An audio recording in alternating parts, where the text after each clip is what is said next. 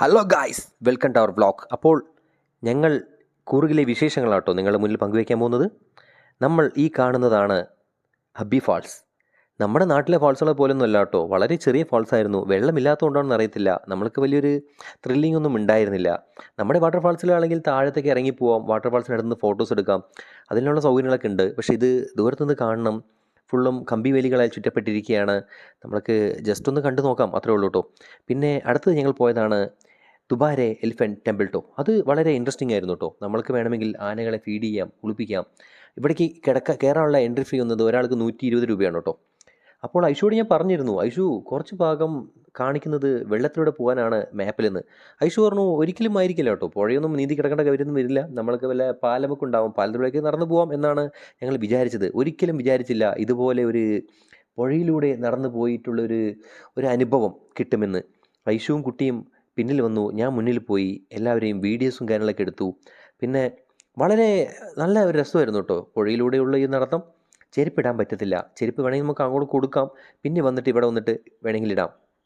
പിന്നെ ഇതുണ്ടല്ലേ, നമുക്ക് എലിഫൻറ്റിനെ ഫീഡ് ചെയ്യാം. ഒരു 50 രൂപ കൊടുത്താൽ മതി എലിഫൻറ്റിനെ ഫീഡ് ചെയ്യാനായിട്ട്. എലിഫൻ്റ് അടുത്ത് നിന്ന് ഫോട്ടോ എടുക്കാം, തുമ്പിക്കൈയൊക്കെ പൊക്കി നമ്മുടെ തലയിലേക്ക് വയ്ക്കുന്ന പോലത്തെ ഫോട്ടോസൊക്കെ എടുക്കാം. അതിനും ഒരു 50 രൂപ കൊടുത്താൽ മതി. 300 രൂപ കൊടുത്താൽ നമുക്ക് വേണമെങ്കിൽ എലിഫൻറ്റിനെ കുളിപ്പിക്കാം. അത് കഴിഞ്ഞ് നമ്മൾ പോയത് ഗോൾഡൻ ടെമ്പിളിലേക്കാണ്. ഗോൾഡൻ ടെമ്പിൾ ഇത് ഈ പറഞ്ഞ പോലെ ബുദ്ധിസ്റ്റ് ടെമ്പിളാണ്.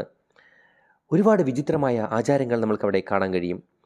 എന്താ പറയുക, അവരുടെ ആചാരങ്ങൾ നമ്മൾക്ക് കണ്ടു നിൽക്കാൻ തന്നെ വളരെയധികം ഇൻട്രസ്റ്റിംഗ് ആയിരുന്നു. ഒരുപാട് വാദ്യോപകരണങ്ങളും ഒരുപാട് സൗണ്ടുകളും അവരുടെ പ്രാർത്ഥനയിൽ ഉണ്ടായിരുന്നു. പക്ഷേ പീസ്ഫുള്ളായിരുന്നു. നിങ്ങളും ഒന്ന് കേട്ടു നോക്കൂ അവരുടെ പ്രാർത്ഥന.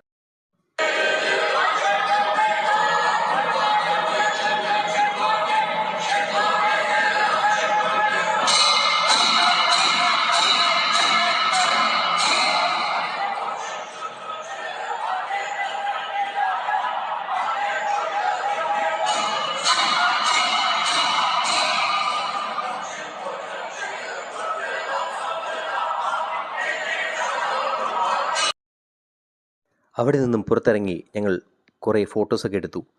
പിന്നെ അടുത്ത സ്ഥലത്തിലേക്കുള്ള യാത്രയാണ്. നമ്മൾ അടുത്ത് പോകാൻ പോകുന്നതാണ് രാജാ സീറ്റ്.